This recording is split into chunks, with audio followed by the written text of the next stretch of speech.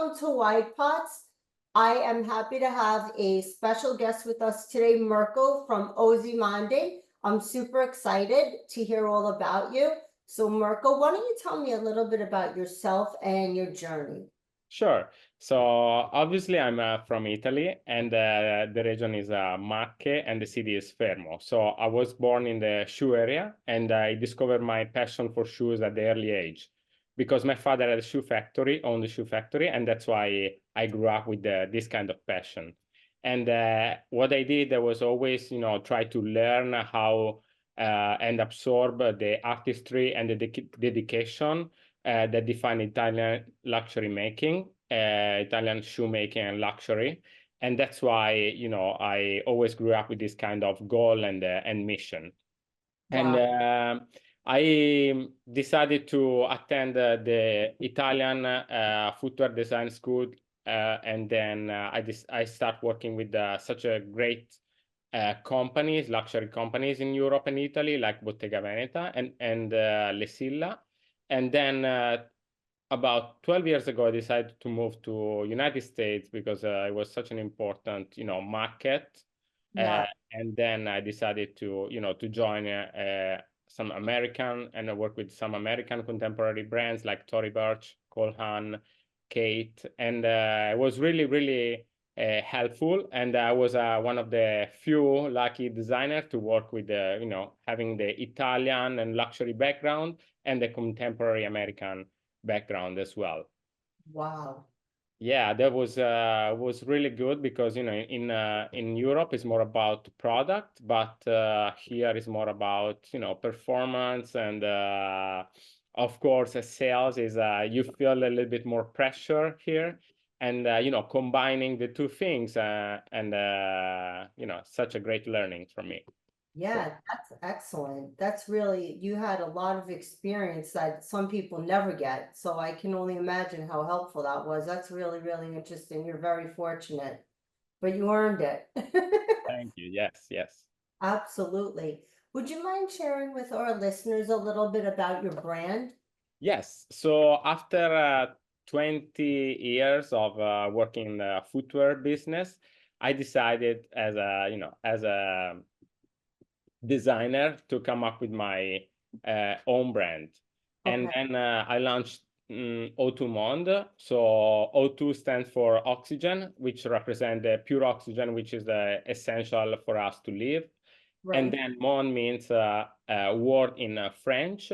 And my goal was to combine the oxygen and Monde to create an ecosystem that represent a breath of a fresh air in a fashion industry, where I could potentially come up with a new product and make a positive impact to the world. And Wow. basically, my biggest mission is transform something like this, Oh, grape, yeah, I love grapes. I just ate grapes before, actually. into a shoes. So what I'm doing is like working with Italian manufacturers, and really like research these new vegan materials, and then come up with a new style and new silhouettes, and such an innovative process and product. And then my goal is to come up with a truly vegan, sustainable luxury brand. Wow. Wow, that's amazing. I don't even know how you came up with that, with the grapes, with the shoe. That's really, really great. I was going to ask you what made you get into this business, but you grew up in the business, right? Yes. So the difference is, so I was always fueled by different maker mindset, and I always committed to the ethical fashion, and I became vegan. That's why Oh, I decided to start my vegan luxury footwear brand. And then in a tapestry of luxury, I saw an opportunity to combine the sustainability and the style and the compassion at the equal measure. And that's why, all these thoughts and learning process give a birth to O2 Monde. So, which is not just a footwear brand, but to me, the goal is to build a community and a movement towards a new era of ethical luxury.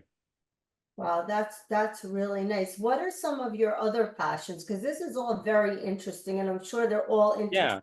So in terms of like the design, I always approach the things in the same way. So I started from mood boards, silhouettes, and then part of my design process is research new materials from different fields, from interior design, from car design, and everybody now more care more about the sustainability, and then there is a more let's say more budget to research this new kind of material. So I'm using materials from pineapple, from grapes, corn-based lining. So everything is plant-based, and I treat those kind of material as a fabric.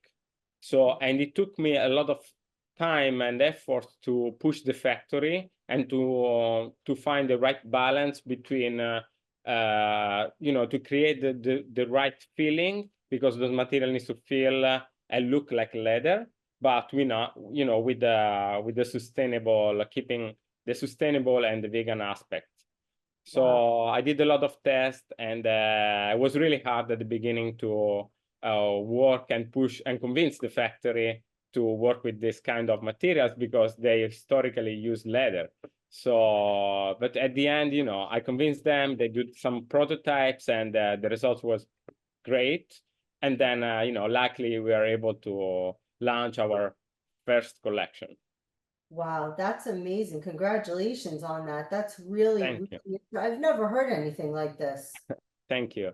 And like thinking about the sustainability aspect is not just about design and the design with like a efficient collection in mind, but it's also about taking care about different steps, from design to sourcing, supply chain, but even like the shipments, because my company ship directly to the customers from Italy to United States, only United States for this time, and then to reduce and cut the transportation and the pollution as well. So I really want to take care of all the single aspects, from design to production and the shipment, and that's why I want to constantly improve all the different parts of the process. Would you say, I feel this way, but would you say that the things that you've mentioned are what differentiate you from anybody else? Well, definitely the fact that I'm using like a premium vegan plant-based material is one thing, but also the price point, because I found a gap between a luxury segment and contemporary segment with the vegan material. So I would say, yeah, my price point, and in terms of product, is between luxury and contemporary, but with the 100% sustainable plant-based aspect. That's really, really good. And I'm sure there's a certain clientele that you attract because of all of the factors that you mentioned, leaving nobody out. I'm sure everybody appreciates it, don't get me wrong. Yeah, exactly. Because when you launch your first collection, you try to test the market a little bit, and then what I found out it was that this kind of product attract different customers from 25 to 55, and with different like different hobbies, different kind of jobs, and that there is always a need for this kind of shoes, and a lot of having the feedback of the customer is so rewarding, because they said there are not so many brands like this. The quality is really great, and the fact that they're using those kind of material, it's really a surprise, a great surprise from them. And right now I'm focused on US market, and I see that my clients are from east, so basically it's mostly like a east part and the west part, so it's like the both extremes. And surprisingly also like a big percentage in Texas. Oh, wow. Okay, interesting. For now, we love to be focused in the United States and then eventually expand the market. The O2 Monde open the market to the other countries. Yeah. Definitely Europe and will be great, but also Asia as well.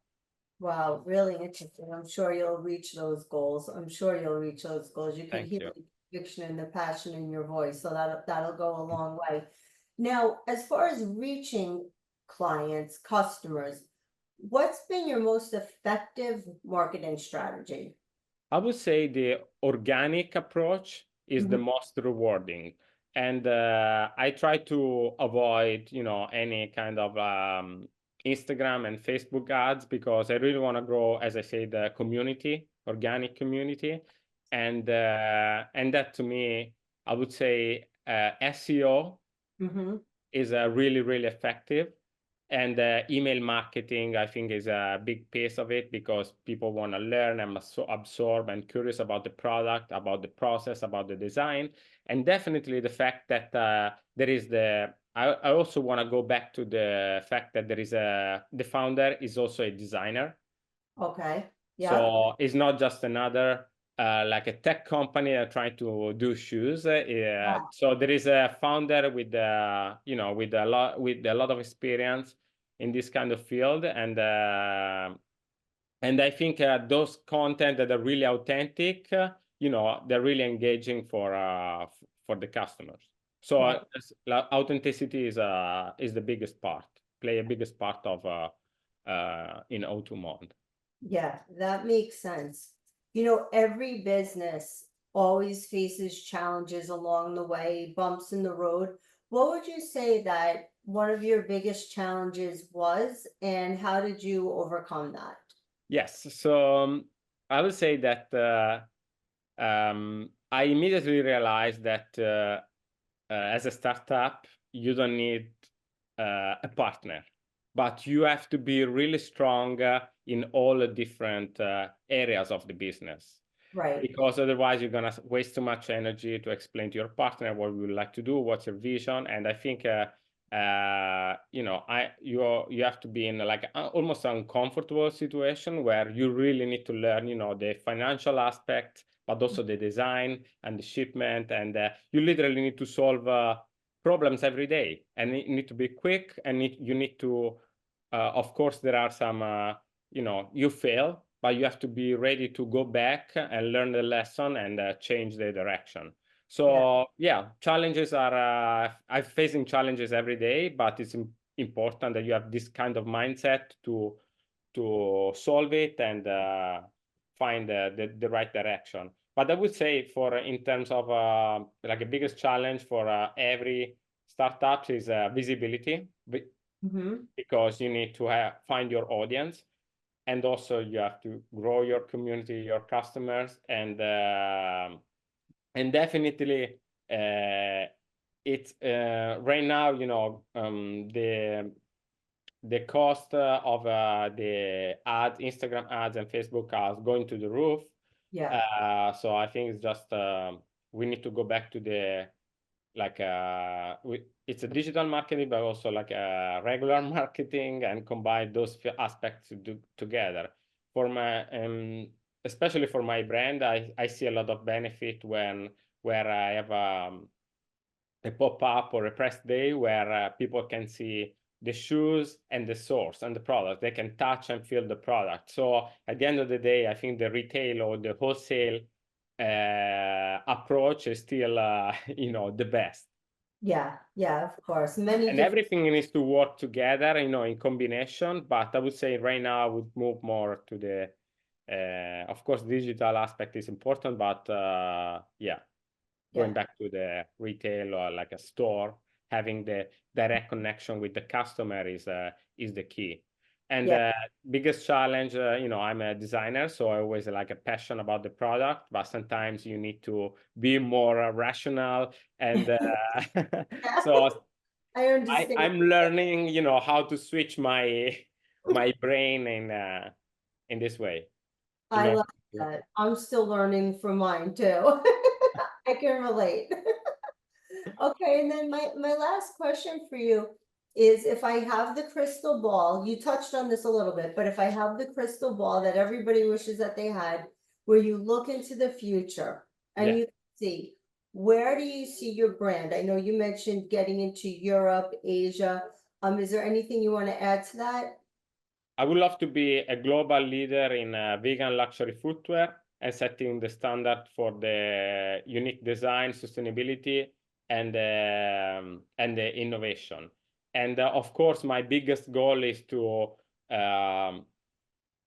create a product for a big community, but also not just for footwear, but eventually like develop handbags and accessory and lifestyle clothing. So really be a lifestyle brand. That will be my goal. I like that. I like that. This has been such a pleasure and so informative. I really got a good feel for your Thank company, you. passion, and what you stand for. So I want to thank you for taking the time today to speak with us. That was my pleasure. Thank you so much. Thank you.